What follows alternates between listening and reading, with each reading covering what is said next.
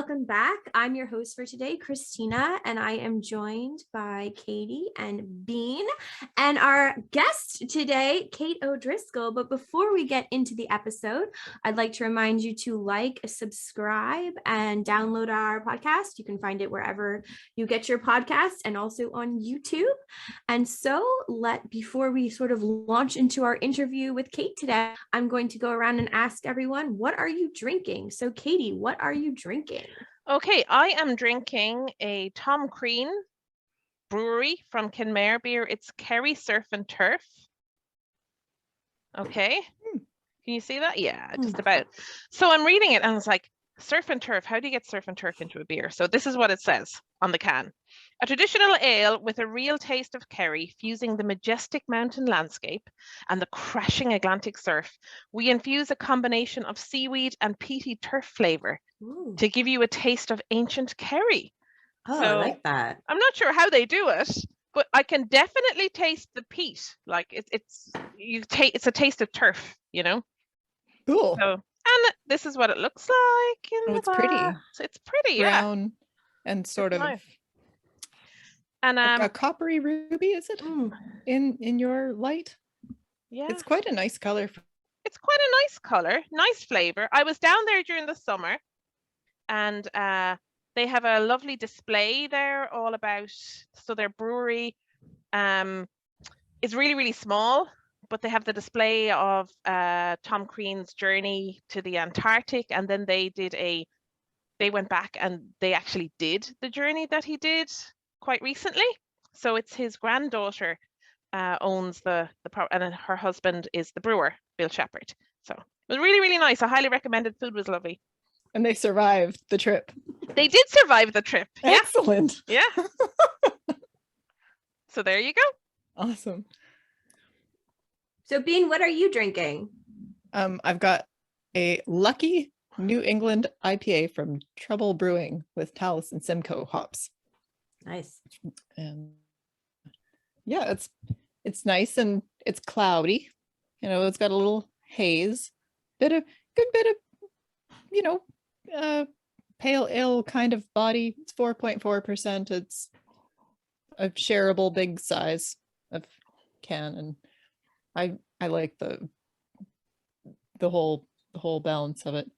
Nice and hoppy. And you say shareable, I'm like, I don't share my beer. yeah. This is actually a non-shareable, but I have to share because.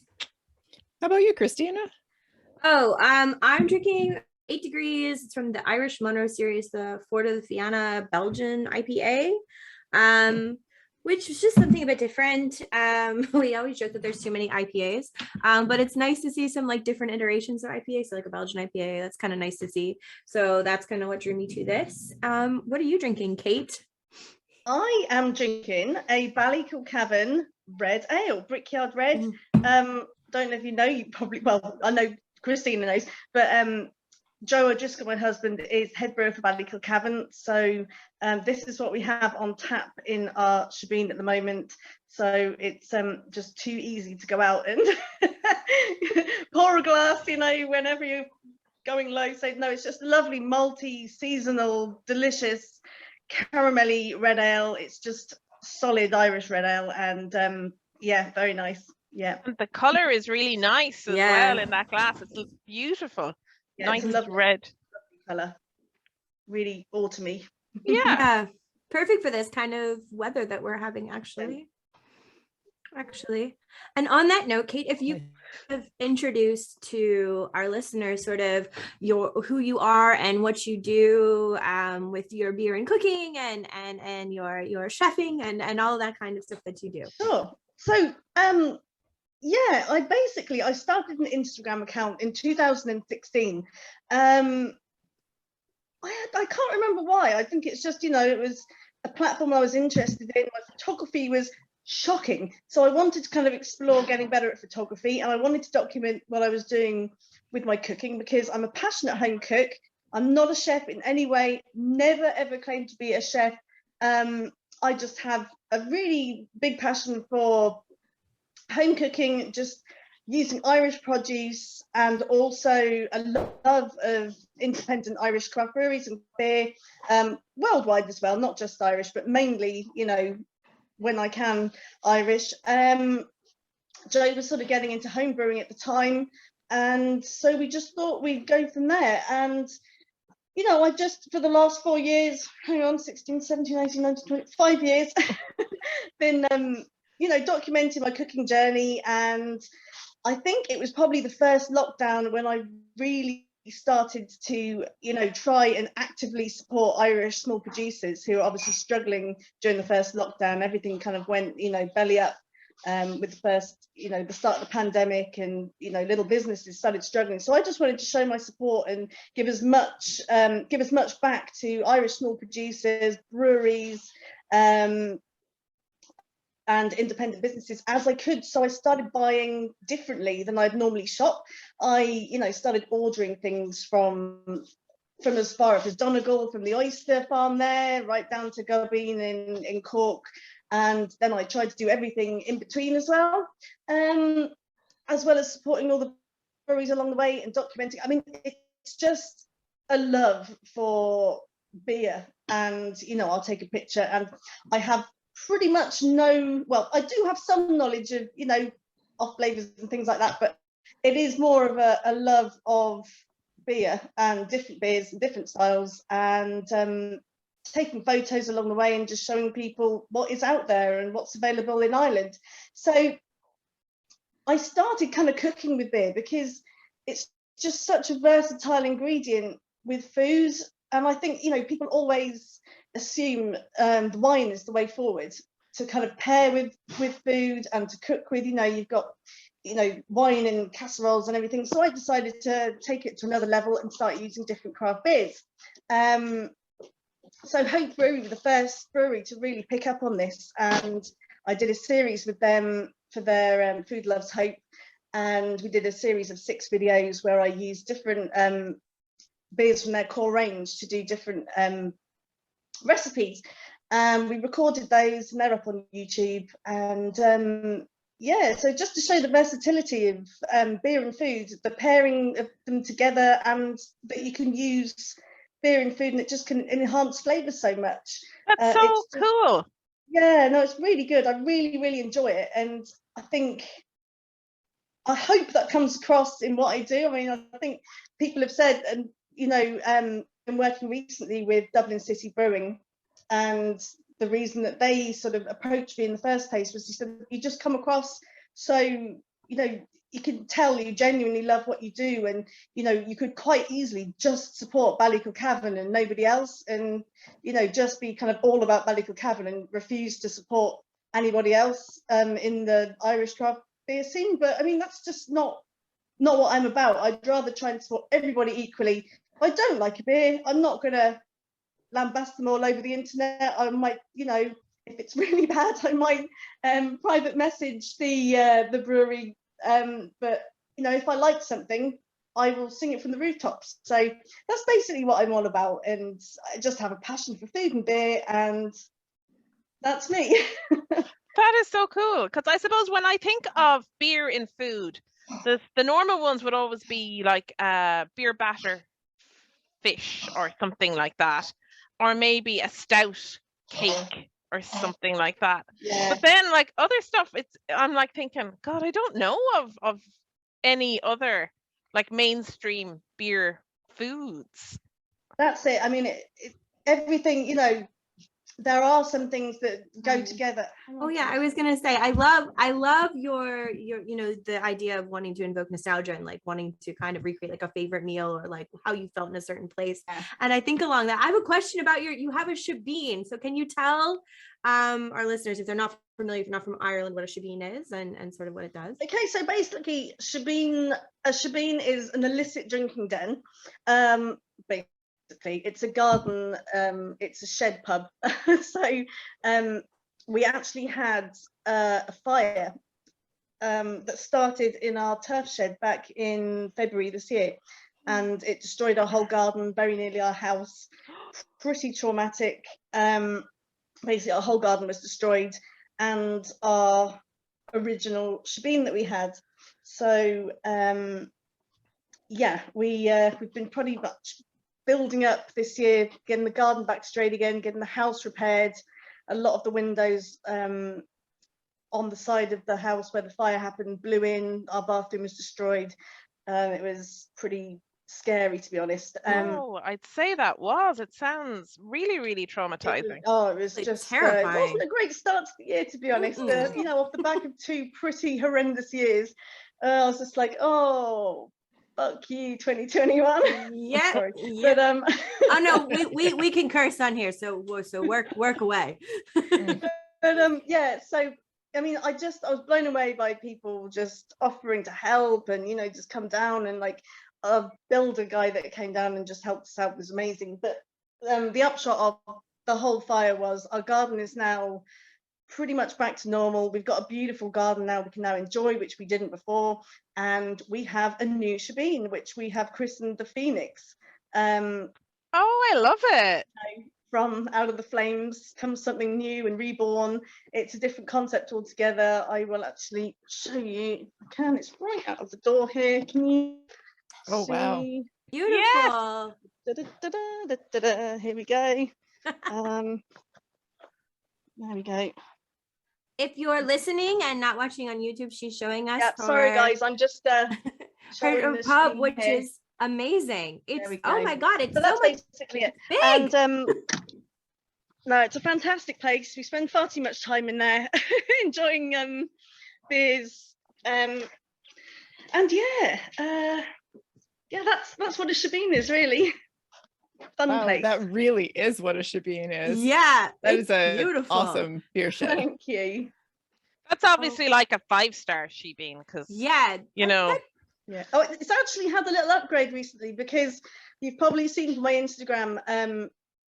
I've been getting massively into kind of barbecuing and smoking.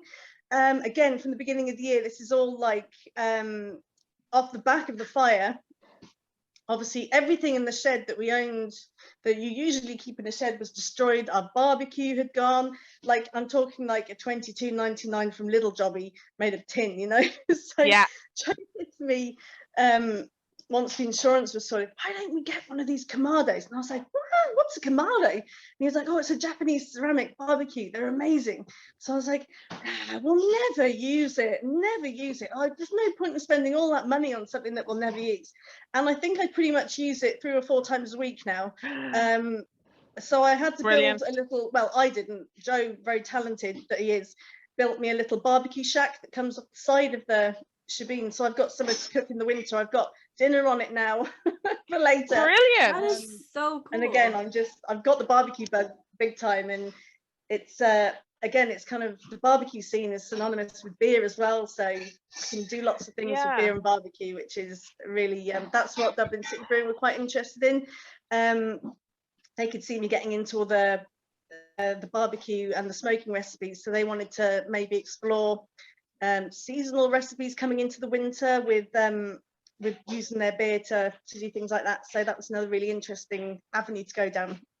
And I think the Kamada, is that what you call it? I think that has been a pandemic purchase for quite a few people, because I know my brother-in-law got one during, I think, one of the lockdowns. I don't know, there's so many of them I can't keep track.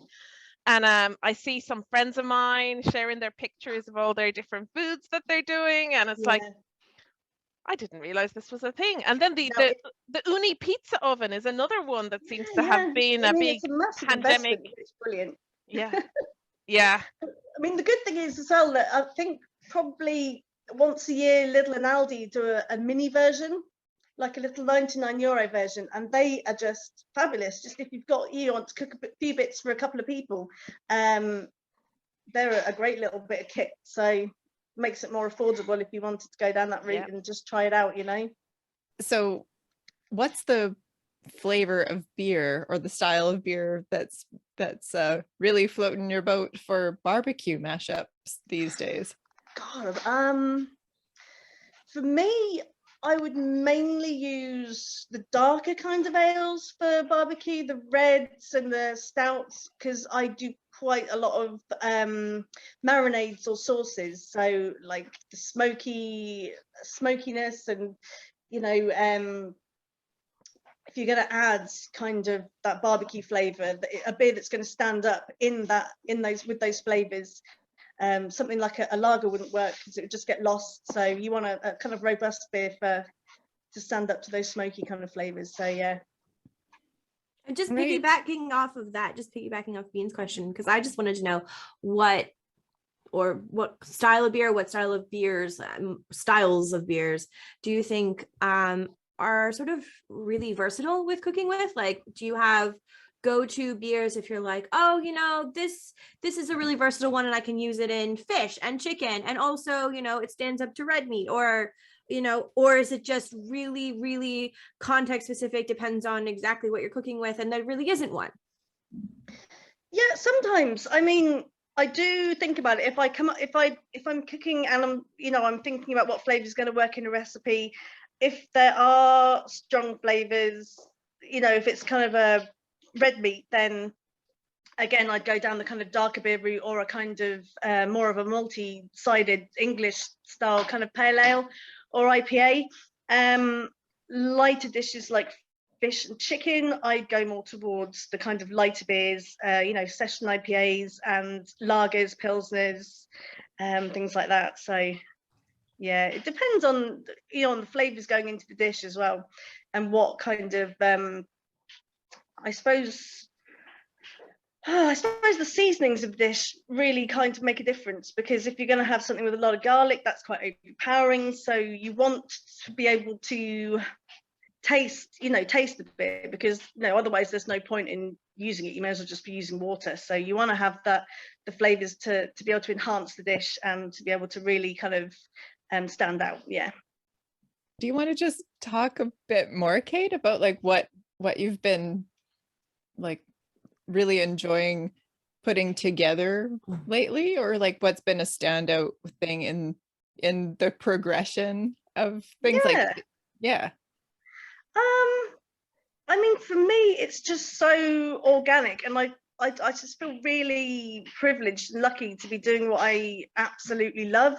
And to be honest, I'm so grateful that actually people want to see it, and that breweries are actually hitting me up to use their beers to actually do what I'm doing. And it's a nice way to be able to give back, and to just showcase their product and different ways to use beer. I mean, everyone's sort of like, oh, drink a beer, but you don't automatically kind of put beer with food for cooking. So it's just a nice way to showcase the versatility of beer and how it can really elevate food to another level. And I'm just really, really enjoying the journey and everything that comes with it. And I'm just very grateful to everyone who supports me and gives me these opportunities, which just sort of keep coming. And I'm just kind of like, oh, sometimes I'm a bit like a deer in headlights. And I'm just like, what? Unbelievable. And just like, what, me? Little old me who just, it's just the whole Instagram thing just seems to have exploded. And I've learned a lot about photography since I started doing it. And looking back 5 years ago, my photos were awful. And now, like, I'm really enjoying every kind of aspect of the food, the beer, everything together, and then the photography as well. And making that hopefully appeal to somebody, and showing them that there are different ways out there to use beer as well as drinking it as well. So yeah. Well, I've definitely been very privileged to try a few of your brain children and like things that you've made, and like they really are really good. They're incredible. They made me say, I have to go and congratulate the chef. And you'll have to just accept that, because thank you.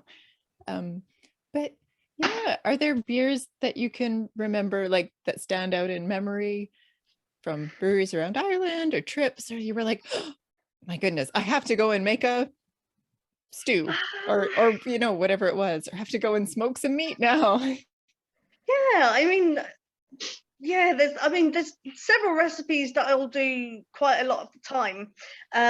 There's beer soaked chicken. You basically, now for this I do use like quite a multi pilsner, Dublin City Brewing Pilsner, very good for this recipe. And also I've used Hope Grunt as well. It's that lovely kind of wheaty, kind of citrusy flavour. You take your chicken and you soak it, you know, like you would in buttermilk, but in the beer. And then you make a mix of corn flour and garlic, onion powder, paprika. You make any kind of rub you want, anything you have in the press, chuck it in. I'm not a kind of recipe person. I don't go, oh, you need 1 tablespoon of this and half a teaspoon of that. It's everything you have. I chuck in, I just look at it, and you know, if it looks right and spices are kind of in kind of equal measures, that's fine. Toss your chicken in, whack it on the barbecue, spray it with some spray oil, and you have the most delicious sort of KF style Kildare fried chicken, Kamado fried chicken. It's just fail safe every time. So, and the beer actually acts as a tenderizer, so you'll get the nicest, moistest chicken. It's not dry in any way. Preferably use chicken thighs for the recipe, because they do tend to have that little bit of extra fat content that stands up really well to, you know, indirect cooking on a barbecue, or in the oven. You can do it in the oven as well, but you know, as I said, I'm all about the barbecue at the minute. But yeah, that's a great recipe for every day, and you know, the kids love it. It's an all-rounder, so you know, it's a really good one to use. Hmm. Yeah. So who cooks Christmas dinner in your house, Kate? Oh, I do. Yeah, it's me. But it's grand. I love it. I just love all the preparation, and I try and get most of it done the day before. And you know, my family have always been, you know, sort of cooking from scratch, and nothing kind of bought from packets or jars or anything. So I kind of I make stuffing about a week in advance, and just you know, it's, yeah, to let the flavors and everything come together, and lots of lemon zest and things like that, lots of aromatics. So yeah, all good. I cook the Christmas dinner, but no complaints so far. Well, you know, I think I need to be invited to Christmas dinner so that I can taste it, so that I can, you know, feedback honestly, because I reckon that the people that you're serving now are slightly biased, and they're not going to say, "Hey, ma'am, that's terrible." Well, you're more than welcome. So Kate, what sort of projects do you have in the future, or what sort of things would you really like to work on, or work with, or anything like that? Yeah, I think, do you know what, everything happens for me so kind of organically. I don't really have a plan. See, my day job is a gluten-free baker, so I do my gluten-free cakes for all my cafes and places that I supply, and that keeps me busy sort of Monday to Friday, and everything else sort of beer and food related is worked around that, because obviously I work from home.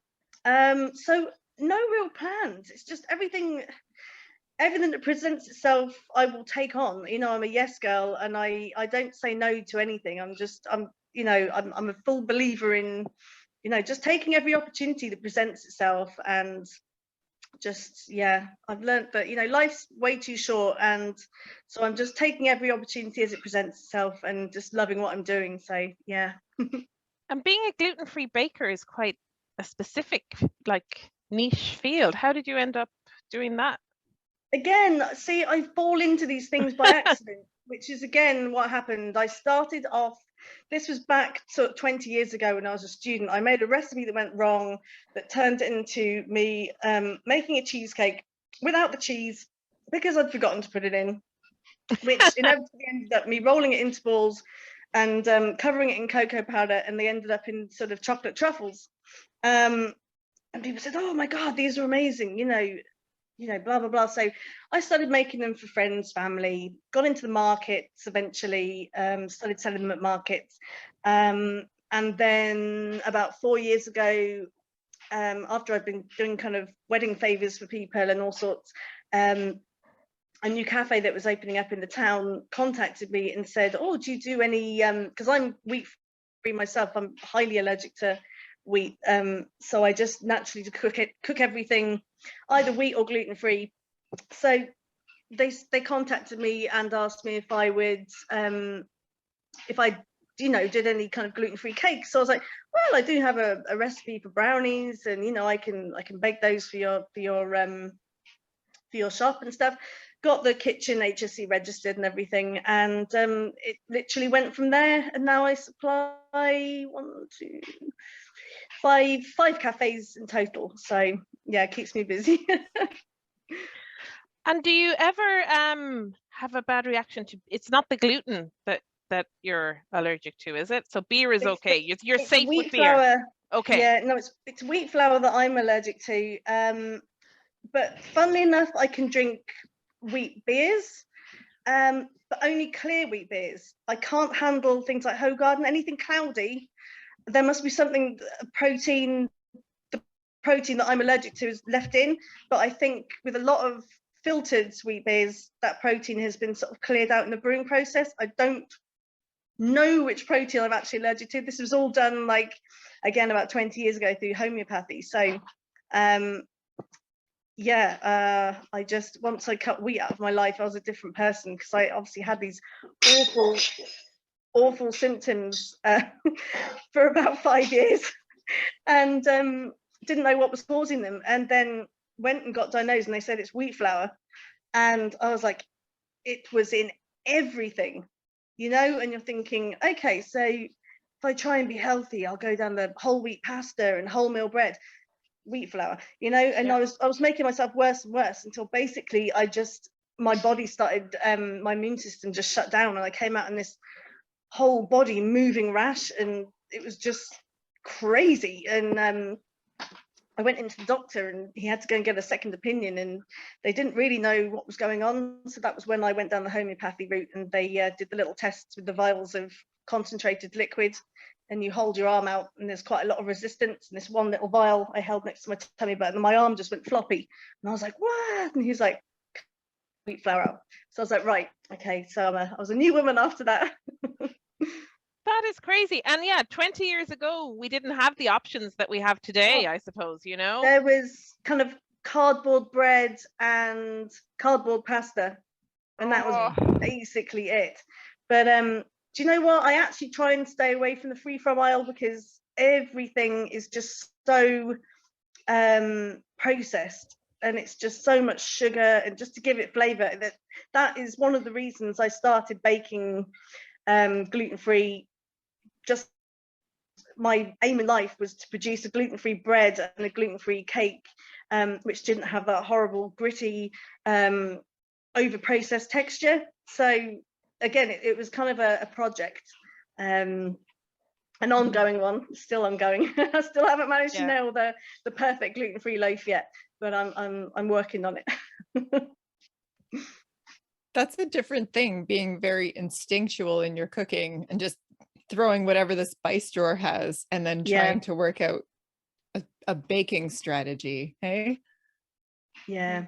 The good thing about gluten-free baking and wheat-free baking is you don't have to be, it's not quite so kind of chemistry heavy, if you know what I mean. I know baking is a science, but with gluten-free and wheat-free baking, it's all a bit kind of experimental.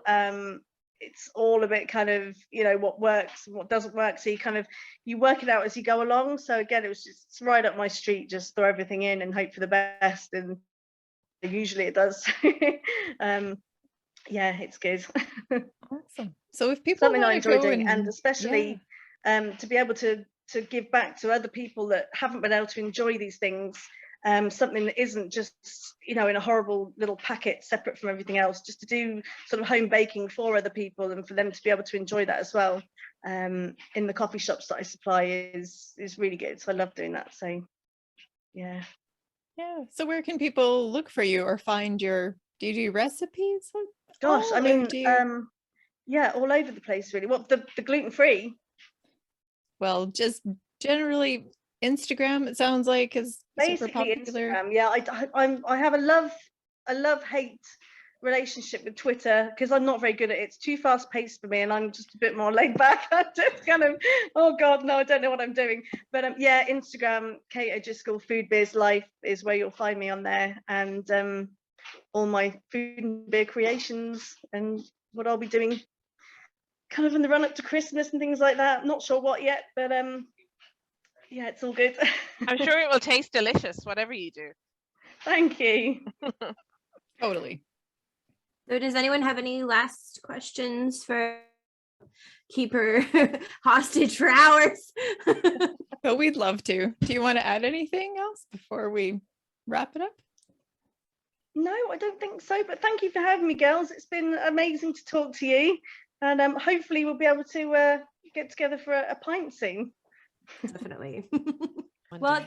thank you so much, Kate, for coming on. And I just was really fascinated to learn about your story and how you got to where you're going.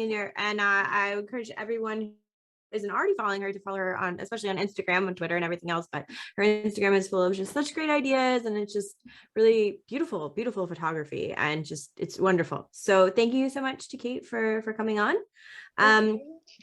And on that, I will sign out for us today. So please remember to like and subscribe and comment and let us know if there's something you want us to talk about. And again, you can find us on YouTube and where you get your podcasts. So thank you so much for listening. Bye. Bye. Bye.